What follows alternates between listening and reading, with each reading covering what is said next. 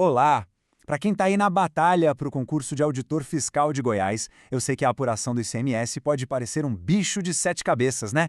Crédito, débito, estorno, vedação, são tantos conceitos que, olha, é normal dar um nó na cabeça. Mas calma, a gente está aqui justamente para isso, vamos acender uma luz nesse caminho e construir uma lógica juntos. O nosso foco vai ser pegar a essência do sistema, entender o porquê das regras. É isso que a banca FCC quer ver. Bora começar? Esse aqui é o nosso roteiro, o nosso mapa da mina. A gente começa pela base de tudo, o princípio da não cumulatividade. Depois vamos entender direitinho de onde é que sai esse tal de crédito. Em seguida, a gente entra nas regras do jogo. Quando pode usar, quando é proibido e quando tem que devolver. E claro, vamos passar por alguns casos especiais que são figurinha carimbada em prova. E, para fechar com chave de ouro, uma dica estratégica sobre as penalidades. Olha, tudo, mas tudo mesmo sobre a apuração de ICMS começa aqui. Se a não cumulatividade for bem entendida, o resto todo vira consequência, fica fácil. Pensa assim, a não cumulatividade é tipo o sistema operacional do imposto. Se a gente não entende o sistema, nenhum programa vai rodar direito. Essa é a grande questão que a não cumulatividade resolve. Vamos imaginar uma coisa bem simples. Uma fábrica de camisas. Ela compra tecido que já vem com imposto. Aí, ela vende a camisa para uma loja e cobra imposto de novo sobre o valor todo. A loja, por sua vez, vende para o consumidor final e imposto de novo. Se não existisse um jeitinho de acertar essa conta, o imposto lá do comércio seria tributado de novo e de novo. Isso é o que a gente chama de efeito cascata. O resultado? Um produto final absurdamente caro e uma economia toda travada. E a solução para isso é essa maravilha de princípio que está lá na nossa Constituição. Ele cria uma espécie de conta corrente de imposto para cada empresa. Quando a empresa vende, gera um débito, que é o que ela deve para o Estado. Quando ela compra, gera um crédito, que é o imposto que já veio na nota do fornecedor. No fim do mês, é só fazer a conta. O que eu devo, menos o que eu tenho de crédito. No final das contas, o imposto só pega em cima do valor que cada um adicionou no processo. Simples e genial. Agora, atenção total aqui, hein? Porque isso aqui é a pegadinha clássica de prova da FCC. O direito ao crédito nasce com o imposto cobrado. Aquele valor que está lá, bonito, destacado na nota fiscal. Não interessa se o fornecedor pagou ou não pagou de fato esse imposto. E por que isso? Para dar segurança. Pensa na loucura que seria ter que checar se cada fornecedor está com as contas em dia para poder usar um crédito. É impossível. Então a regra é clara. A nota fiscal é válida, o crédito é válido. Fim de papo. O pagamento é um problema do fornecedor com o fisco, não de quem compra. Beleza, então a gente já entendeu a lógica da conta corrente. Agora vamos olhar para o lado bom da história, o crédito. Como é que ele nasce? De onde ele vem? Qual é o gatilho que dá para a empresa o direito de anotar esse valor a seu favor? Então, o crédito aparece em alguns momentos-chave. O principal, claro, é quando entra a mercadoria na empresa. E não importa para quê. Pode ser para revenda, para usar no dia a dia da firma, ou até uma máquina nova do ativo imobilizado. Receber serviço de transporte entre cidades ou estados e de comunicação também gera crédito. Mas tem uma regra de ouro, e essa tem que ficar na cabeça. Só tem crédito se a compra foi tributada. Se a compra foi de alguém que é isento, por exemplo, essa entrada não gera crédito nenhum. A lógica é simples, né? Se ninguém pagou imposto antes, não tem de onde tirar crédito agora.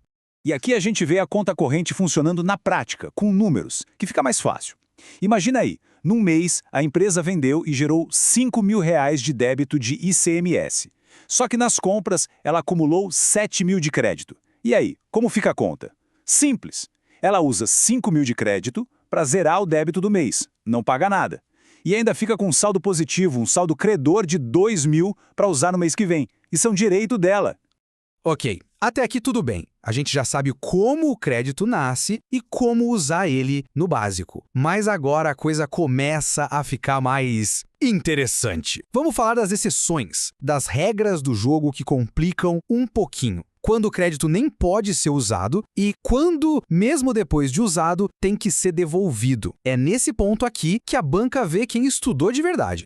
Vedação e estorno. Muita gente confunde, mas é fácil de entender a diferença. Pensa assim, a vedação é um sinal vermelho. A empresa já chega e a lei diz, aqui não pode passar, não pode pegar crédito. É uma proibição desde o início. Já o estorno é tipo o GPS recalculando a rota. A empresa pegou o crédito achando que o caminho estava livre, mas aí alguma coisa aconteceu no meio do caminho, a mercadoria estragou, foi roubada, sei lá. O estorno é a obrigação de devolver um crédito que se tornou errado. Então a vedação impede antes, o estorno corrige depois. Tá, mas como é que se devolve um crédito? Não tem um botão de devolver no sistema, né? O jeito técnico de fazer isso é criar uma obrigação de pagar no mesmo valor. E como se chama uma obrigação de pagar ICMS? Débito. Então, para estornar R$1.000 de crédito, a empresa vai lá na apuração e lança R$1.000 como outros débitos. Uma coisa anula a outra. Simples assim. Entender essa mecânica é essencial para quem vai ser auditor. Vamos ver o filme completo, passo a passo, para não ter erro. Primeiro passo. A empresa comprou tecido. Veio R$1.000 de ICMS na nota, ela foi lá e pegou o crédito. Tudo certo, direito dela. Segundo passo. Ela usa esse tecido e faz um monte de camisa. Só que tem uma lei no estado que diz que vender camisa é isento. Opa, e agora? Aconteceu que a corrente quebrou. Lembra da lógica? Crédito na entrada para compensar o débito na saída. Se a saída não tem débito, o crédito da entrada perdeu sentido. E aí vem o terceiro passo. A empresa tem que ir lá e devolver aquele crédito, lançando um débito de R$1.000 para a conta ficar zerada. Mas é claro que toda regra tem sua exceção, né? E essa aqui é gigante, é constitucional. A principal de todas, exportação. Mesmo que a venda para fora do país não pague ICMS, a Constituição garante. O crédito das compras pode ser mantido. A ideia é simples e genial, não exportar imposto brasileiro. Isso deixa nosso produto mais barato lá fora, mais competitivo. Esse é um tema que as bancas, adoram cobrar. Ok, agora vamos entrar nos detalhes mais finos da apuração. Alguns casos especiais. São aquelas coisinhas que parecem pequenas, mas que na hora da prova, nossa, fazem toda a diferença. É aqui que a gente separa quem está na briga de verdade dos que ficaram para trás. Anota esse número, tatua no braço se precisar, 1/48. Quando a empresa compra uma máquina, um veículo, algo para o seu ativo imobilizado, ela não pode pegar o crédito do ICMS todo de uma vez. A lógica é que essa máquina vai ajudar a empresa a vender por anos, certo? Então o crédito também tem que ser diluído nesse tempo. A lei manda dividir em 48 parcelas mensais, uma por mês, 4 anos de crédito. Outra coisa importantíssima, prazo. Crédito de ICMS não dura para sempre, tem data de validade. A empresa tem 5 anos para usar esse crédito contando da data da nota fiscal. Se a empresa comeu mosca, esqueceu de lançar, ela tem esse tempo todo para consertar. Mas depois de 5 anos, já era. Prescreveu. Perdeu. Como dizem no direito, o direito não socorre aos que dormem. A gente falou o tempo todo da apuração mensal, que é o padrão, a regra geral. Mas existem outros jeitos de fazer essa conta. Tem a apuração por operação, que é a cada venda calcula-se o imposto. É um controle bem mais de perto, usado para quem está com alguma irregularidade, por exemplo. E tem também por estimativa, que é mais para as empresas menores. O fisco meio que calcula um valor fixo por um tempo e depois faz o acerto final. Bom, chegamos na reta final. E agora o papo é de estratégia de prova.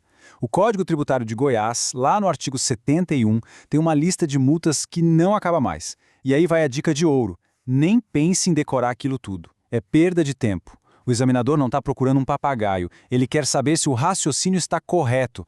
O jeito inteligente de estudar isso é focar nos tipos de punição.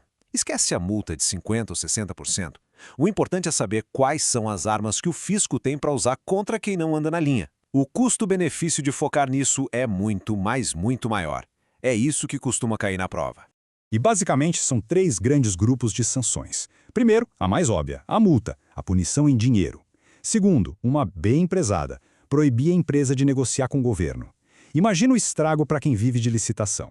E a terceira é colocar a empresa num regime especial de fiscalização.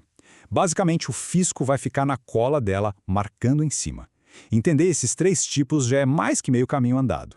E para a gente fechar, fica aqui uma pergunta para pensar. Por que o tal do estorno de crédito é um dos pontos mais importantes para o trabalho de um auditor fiscal?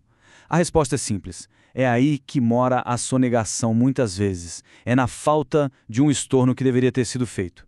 É o auditor que vai olhar os livros da empresa e falar: opa, essa venda aqui foi isenta. Cadê a devolução do crédito da compra? Dominar esse mecanismo não é só para passar na prova. É a essência do trabalho de proteger a arrecadação do Estado. É o que quem passar nesse concurso vai fazer todo santo dia.